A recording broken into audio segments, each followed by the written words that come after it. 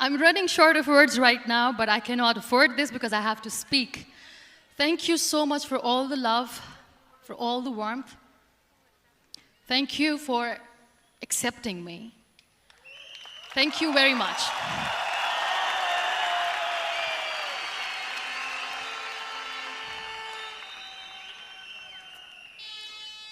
Well, I always start my talk with a disclaimer.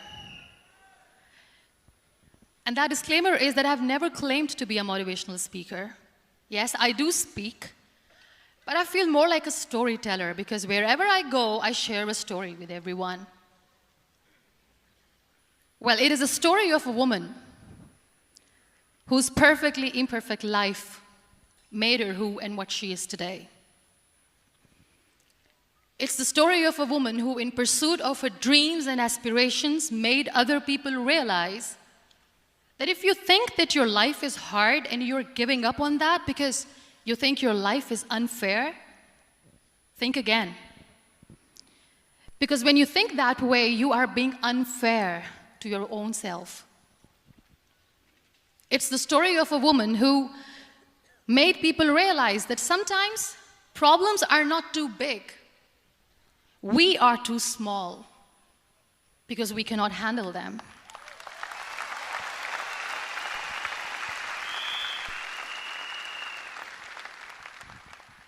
It is the story of a woman who with time realized that real happiness doesn't lie in success, money, fame. It lies within. Real happiness lies in gratitude. So I am here, and I'm going to share the story of that woman. That is my story. The story of gratitude.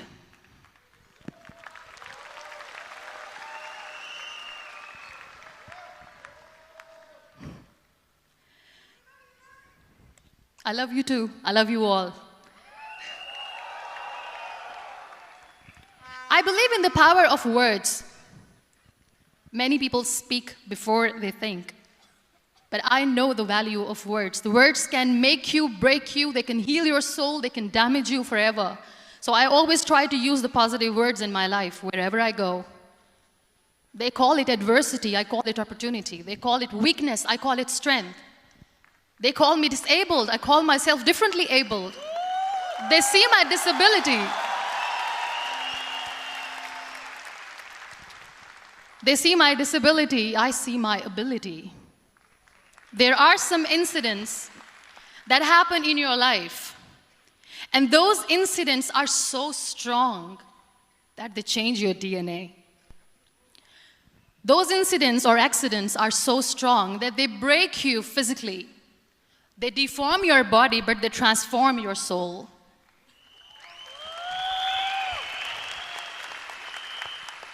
Those incidents break you, deform you, but they mold you into the best version of you. And the same thing happened to me. And I'm going to share what exactly happened to me. I was 18 years old when I got married. And this thing I'm sharing for the very first time on an international level. I was 18 years old when I got married. I belonged to a very conservative family, a Baloch family, where good daughters never say no to their parents. My father wanted me to get married. And all I said was, if that makes you happy, I'll say yes.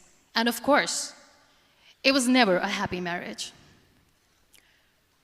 Just about after 2 years of getting married, about 9 years ago, I met a car accident.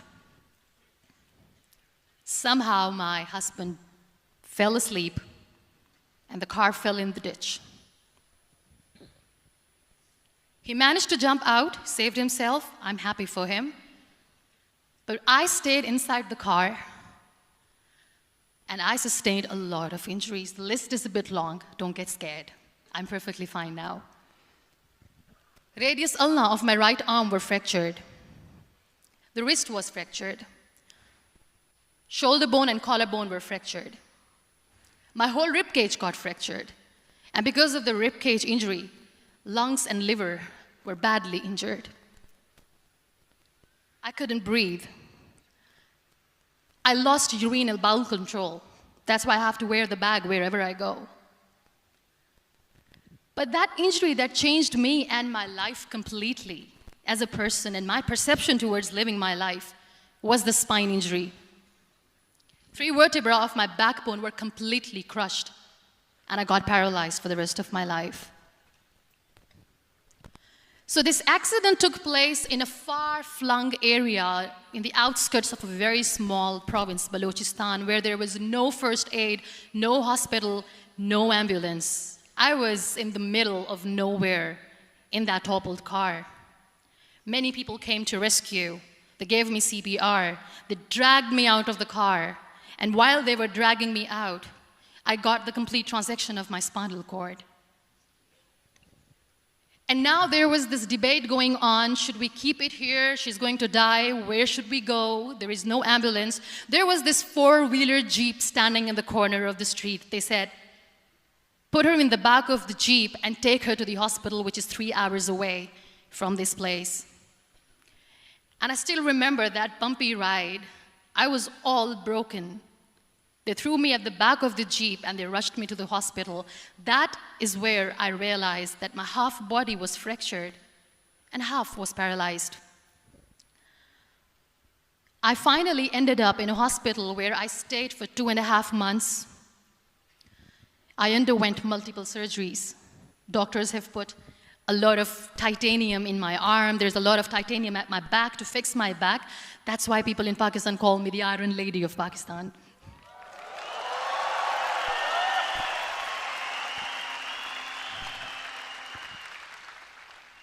Sometimes I wonder how easy it is for me to describe all this all over again. And somebody has rightly said that when you share your story and it doesn't make you cry, that means you have healed.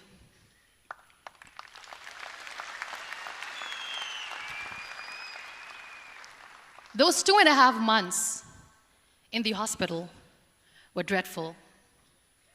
I will not make up stories just to inspire you. I was at the verge of despair. One day, doctor came to me and he said, well, I heard that you wanted to be an artist, but you ended up being a housewife. I have a bad news for you. You won't be able to paint again because your wrist and your arm are so deformed, you won't be able to hold a pen again. And I stayed quiet. Next day, doctor came to me and said, your spine injury is so bad, you won't be able to walk again. I took a deep breath and I said, it's all right. The very next day, doctor came to me and said, because of your spine injury and the fixation that you have in your back, you won't be able to give birth to a child again.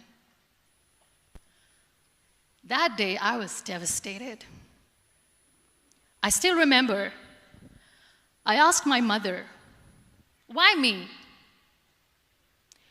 And that is where I started to question my existence. Why am I even alive? What's the point of living? I cannot walk, I cannot paint, fine, I cannot be a mother. And we have this thing in our heads, being women, that we are incomplete without having children. I am going to be an incomplete woman for the rest of my life. What's the point? People are scared. They think I will get divorced. What is going to happen to me? Why me? Why am I alive? We all try to chase this tunnel. We all do this because we see light in the end of the tunnel, which keeps us going. My dear friends, in my situation, there was a tunnel that I had to roll on, but there was no light. And that is where I realized that the words have the power to heal the soul. My mother said to me, this too shall pass. God has a greater plan for you. I don't know what it is, but He surely has.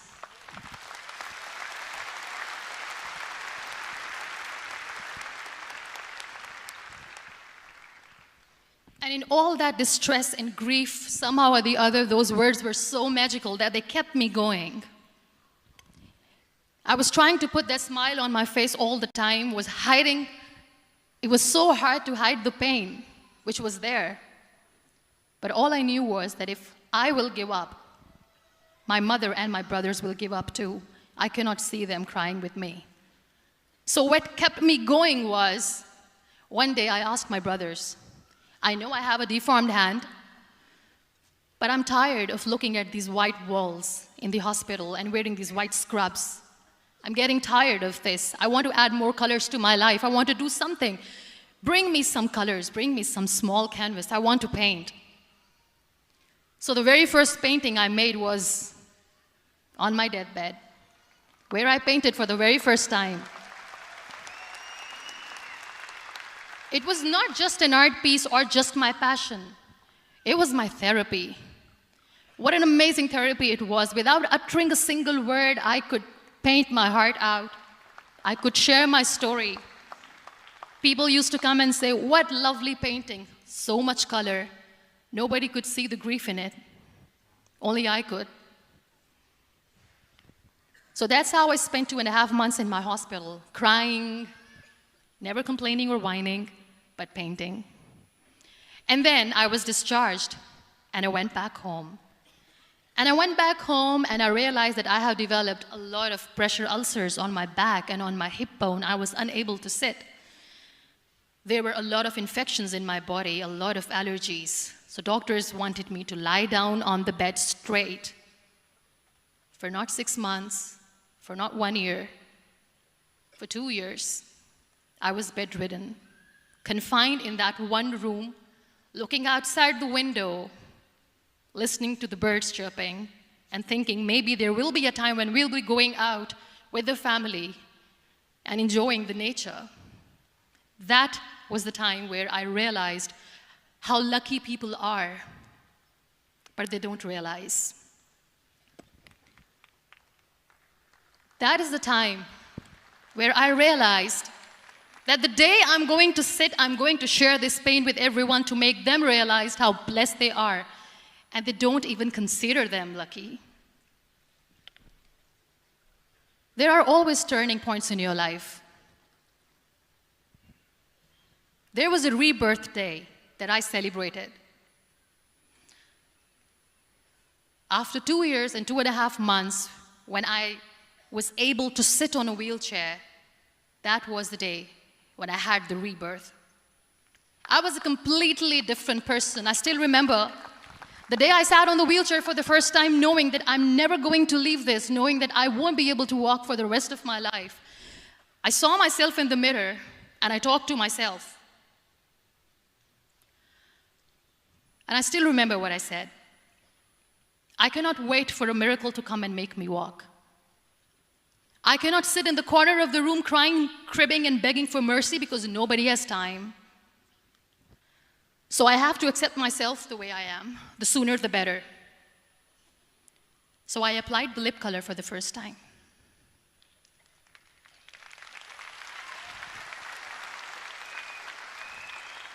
And I erased it. And I cried. And I said, what am I doing? A person on a wheelchair should not do this. What will people say? Clean it up. Put it again. This time I put it for myself. Because I wanted to feel perfect from within.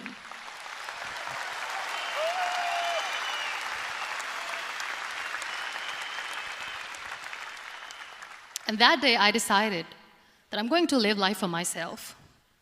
I am not going to be that perfect person for someone. I am just going to take this moment and I will make it perfect for myself.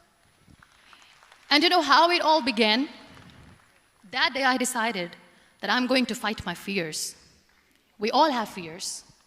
Fear of unknown, fear of known, fear of losing people, fear of losing health, money. We want to excel in career, we want to become famous, we want to get money. We are scared all the time.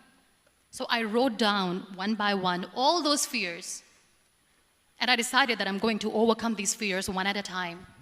You know what was my biggest fear? Divorce. I couldn't stand this word. I was trying to cling on to this person who didn't want me anymore, but I said no. I have to make it work. But the day I decided that this is nothing but my fear, I liberated myself by setting him free. And I made myself emotionally so strong that the day I got the news that he's getting married, I sent him a text that I'm so happy for you and I wish you all the best. And he knows that I pray for him today.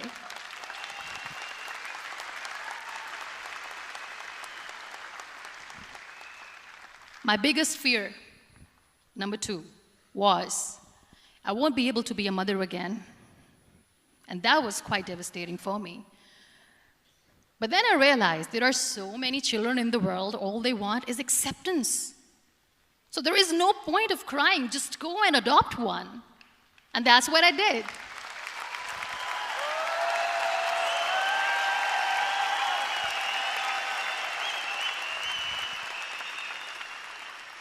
I gave my name in different organizations, different orphanages. I didn't mention that I'm on a wheelchair, dying to have a child. So I just told them that this is Muniba Mazari and she wants to adopt a boy or girl, whatsoever, but I want to adopt a kid. And I waited patiently. 2 years later, I got this call from a very small city in Pakistan. I got a call and they said, "Are you Muniba Mazari? There is a baby boy and would you like to adopt?" And when I say yes, I could literally feel the labor pain. I said, yes, yes, I am going to adopt him. I am coming to take him home.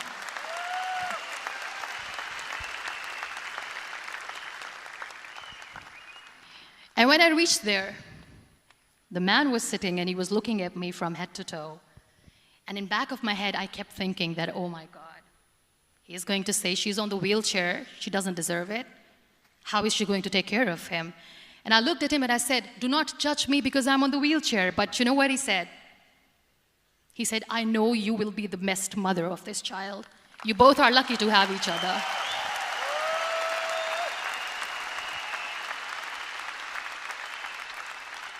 And that day, I was 2 days old, and today he's 6.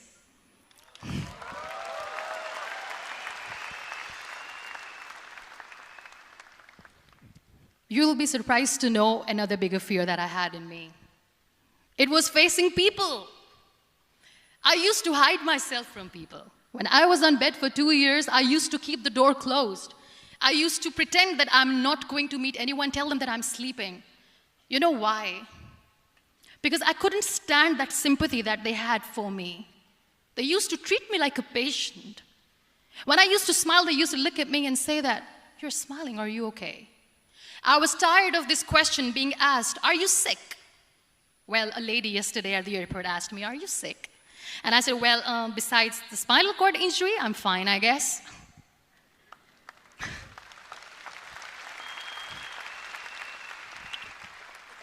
But those are really cute questions. They never used to feel cute when I was on the bed.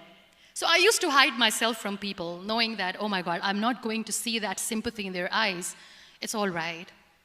And today I'm here speaking to all these amazing people because I have overcome the fear.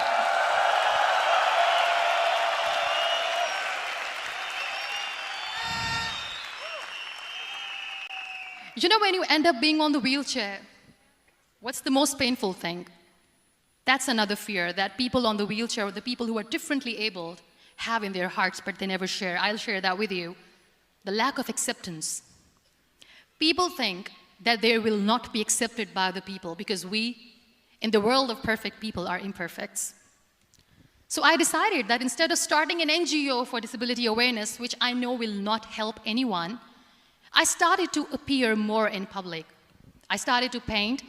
I always wanted to. I have done a lot of exhibitions. I'm Pakistan's first wheelchair-bound artist. I have done a lot of modeling campaigns, different campaigns for brands like Tony and Guy.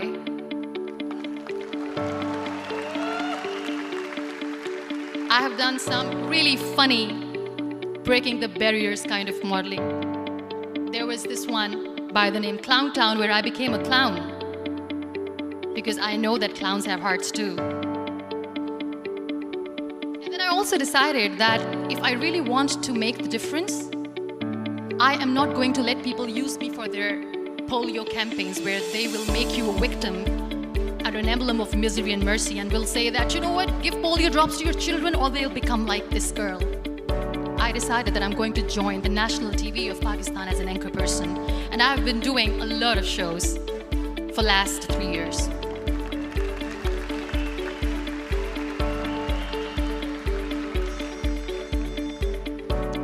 So when you accept yourself the way you are, the world recognizes you. It all starts from within. Thank you. I became the National Goodwill Ambassador for UN Women Pakistan, and now I speak for the rights of women, children. We talk about inclusion, diversity, gender equality, which is a must.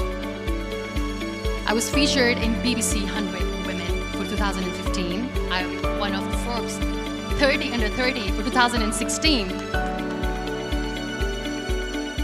And it all didn't happen alone. You all are thriving in your careers. You have bigger dreams and aspirations in life. Always remember one thing. On the road to success, there is always we, not me. Do not think that you alone can achieve things. No. There is always another person who is standing behind you, maybe not coming on the forefront, but behind you, praying for you and supporting you. Never lose that person. Never.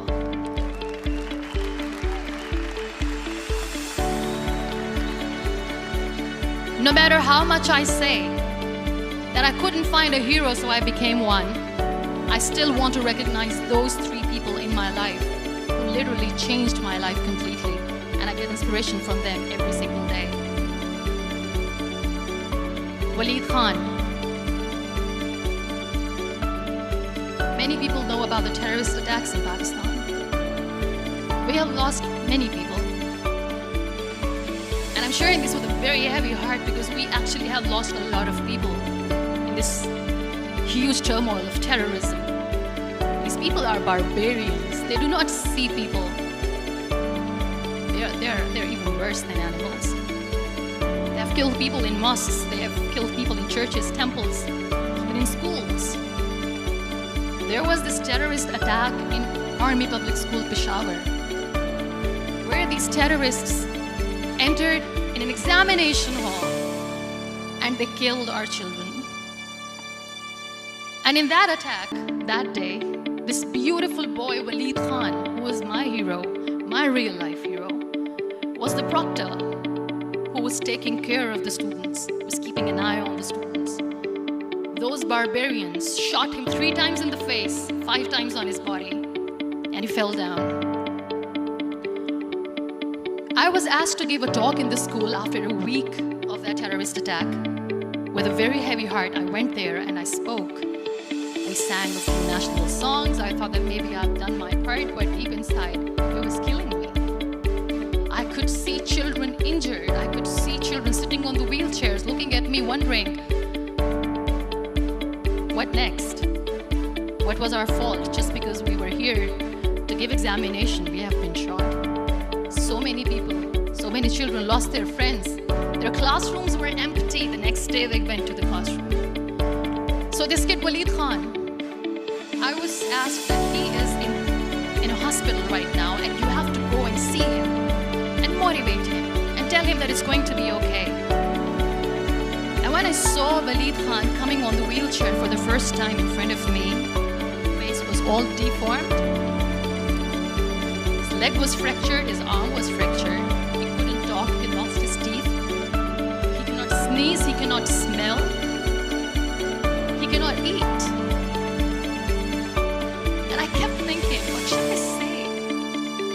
That everything is going to be all right? No, nothing is all right.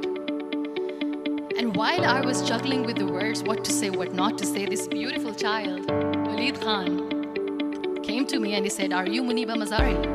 I said, "Yes." He said, "Baji, let's take a selfie."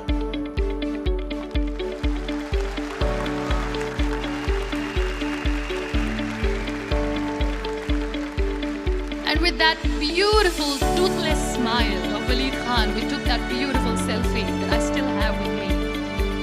I don't share that here because he was in a very bad shape that time. And that is where I realized that when I was thinking too much about his deformities, he's happy with himself.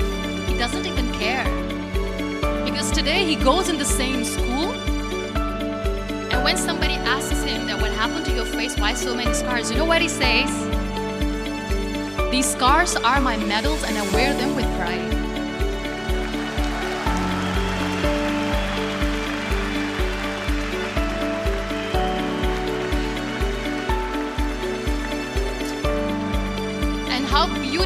says the terrorists wanted me not to study. I am going to study. I will become a doctor one day.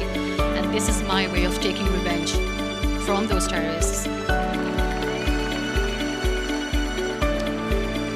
Another real-life hero, of course, my son. His name is Nile, N-I-L-E, River Nile. I learned so much from this kid. The first and foremost thing is patience. How to be patient when you know that your mother cannot walk, when you know that your mother is different from the other women, when you know that your mother cannot go out and play with you, how to stay calm. He loves football. And when we got the very first football, he was 4 years old. He was super excited.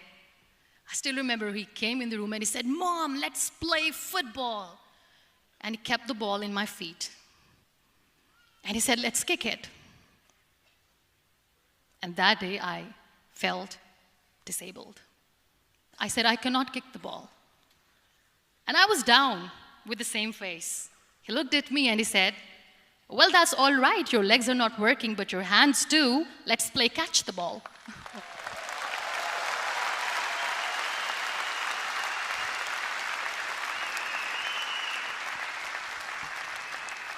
You know what? That day he made me realize that when you think your glass is half empty, come on, your glass is half full.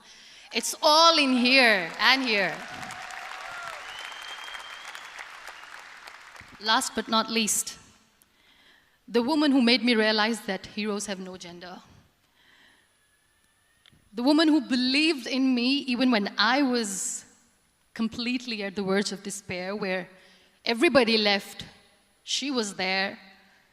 And every time I looked at her, without saying anything, she used to look at me and said, "This too shall pass. God has a bigger plan. And one day you will say that, oh my God, that is why God has chosen me." She never cried in front of me. She has always said that there will be haters, there will be naysayers, there will be disbelievers, and then there will be you proving them wrong. My mother.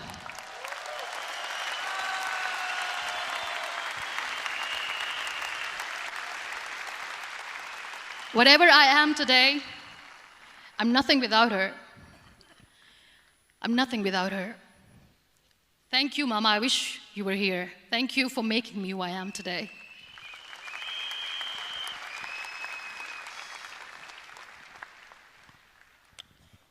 You know what? We human beings have a problem.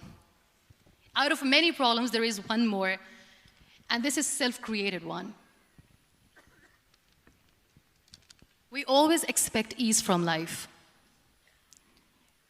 We have this amazing fantasy about life. This is how things should work. This is my plan. It should go as per my plan. If that doesn't happen, we give up. So my dear friends, let me tell you one thing. I never wanted to be on the wheelchair. Never thought of being on the wheelchair. I was always aspiring to do bigger things, but had no idea that for that I have to pay the price to be where I am today. It's a very heavy price. This life is a test and a trial, and tests are trials are never supposed to be easy. So when you are expecting ease from life, and life gives you lemons, then you make the lemonade, and then do not blame life for that, because you were expecting ease from a trial. Trials make you a stronger, better person. Life is a trial, and with time you realize that.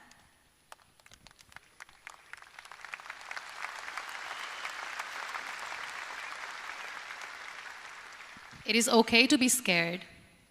It is okay to cry. Everything is okay, but giving up should not be an option. They always say that failure is not an option. Failure should be an option, because when you fail, you get up, and then you fail, and then you get up, and that keeps you going. That's how humans are strong.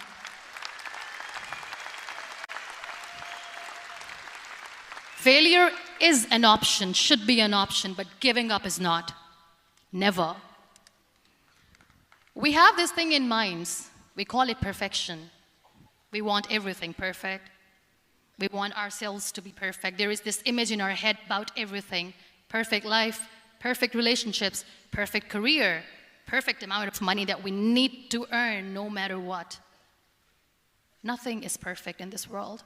We all are perfectly imperfect, and that is perfectly all right. That's all right. We were sent here not to become the perfect people. Those people who tell you how to look perfect, even those people are imperfect. Trying to fight this fear of looking imperfect. I used to be perfect. I still remember. I got this compliment years ago when I used to walk. Oh my God, look at you. You're fair, you're tall, you're perfect.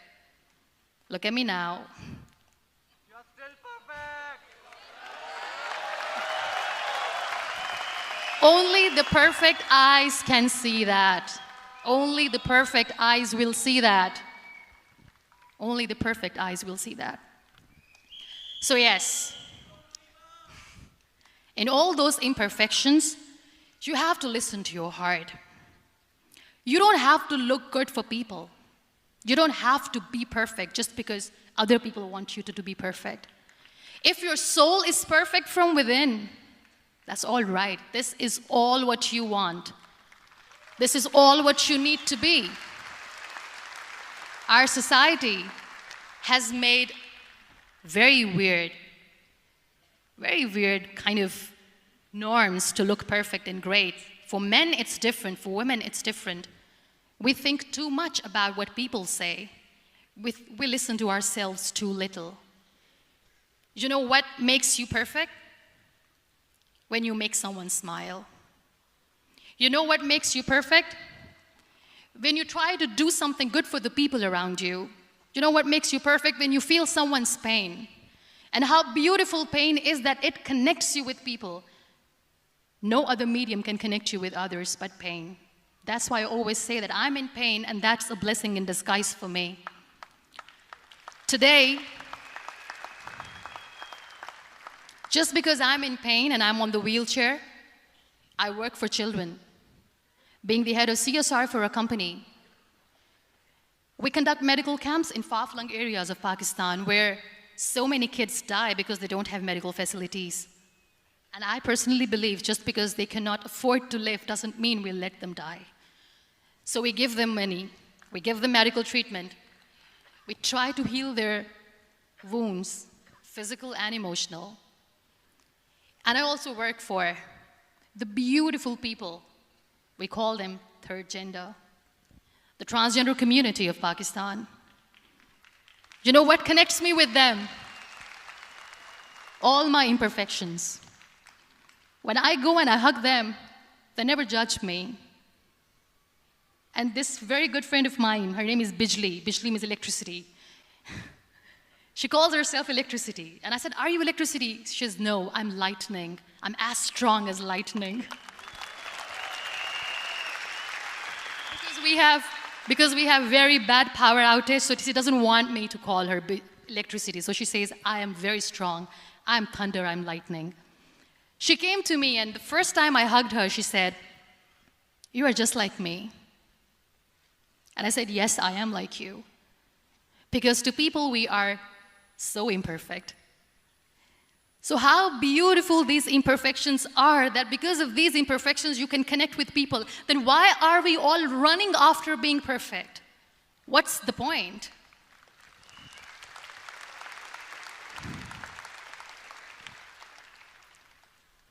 Every time I go in public, I always smile. There's always a big toothy smile on my face, and people ask me, don't you get tired of smiling all the time? What's the secret? I always say one thing, that I have stopped worrying about the things that I have lost, the people that I have lost. Things and people who were meant to be with me are with me. And sometimes, somebody's absence makes you a better person. Cherish their absence. It's always a blessing in disguise. I always say that people are so lucky they don't even realize. You must be thinking, okay, you're lucky in what sense? Well, the breath that you just took was a blessing. Embrace it.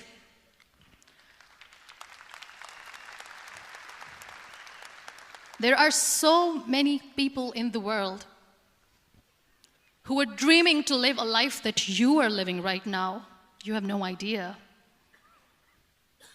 Embrace each and every breath that you are taking. Celebrate your life. Live it. Don't die before your death. We all die.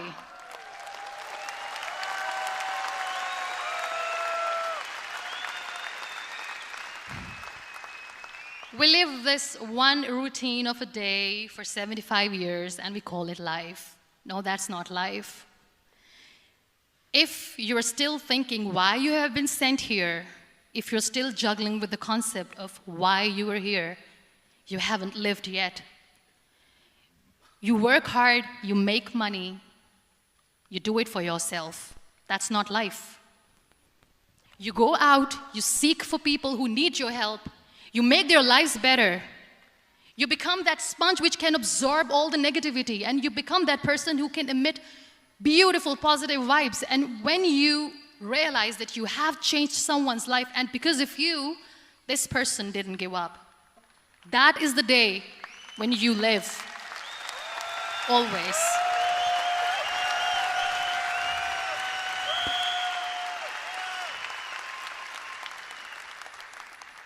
We were talking about gratitude, why I smile all the time. I cry all night when nobody sees me, because I'm a human and I have to keep the balance. And I smile all day because I know that if I will smile, I can make people smile. That keeps me going.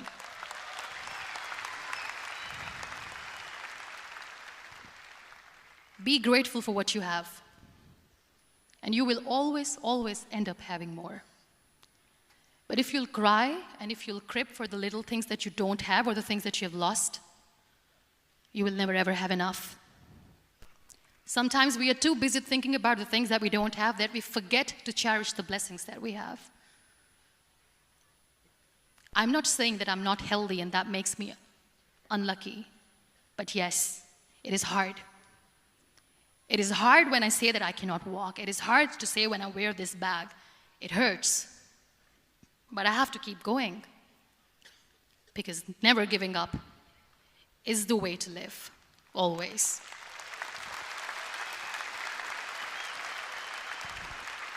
So I'll end my talk on a very short note. Live your life fully. Accept yourself the way you are. Be kind to yourself. Be kind to yourself. I'll repeat, be kind to yourself, and only then you can be kind to others. Love yourself and spread that love. Life will be hard. There will be turmoils, there will be trials, but that will only make you stronger. Never give up. The real happiness doesn't lie in money or success or fame. I have this all, I never wanted this. Real happiness lies in gratitude. So be grateful, be alive, and live every moment. Thank you so much, everyone. Thank you.